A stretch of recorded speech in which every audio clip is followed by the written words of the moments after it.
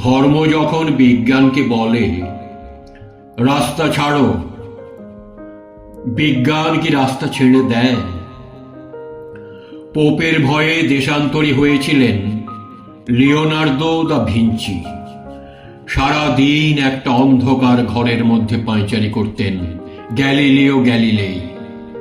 তাকে পাহারা দেবার জন্য বসে থাকত একজন ধর্মের পেয়াদা, যার চোখের পাতা বাতাসেও নড়ত না।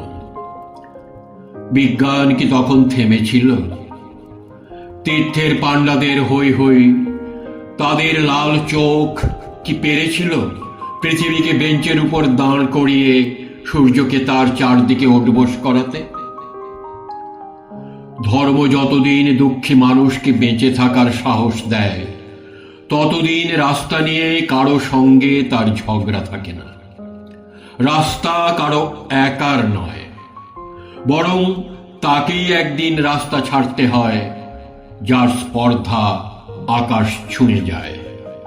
বিজ্ঞান যখন প্রেমের গান ভুলে ভাড়াটে জল্লাদের পোশাক গায়ে চাপায়, আর রাজনীতির বাদশারা পয়সা দিয়ে তার ইজ্জত কিনে নেয়, আর তার গলা থেকেও ধর্মের সানেদের মতোই কর্কশ আদেশ শোনা যায়, রাস্তা ছাড়ো, নইলে।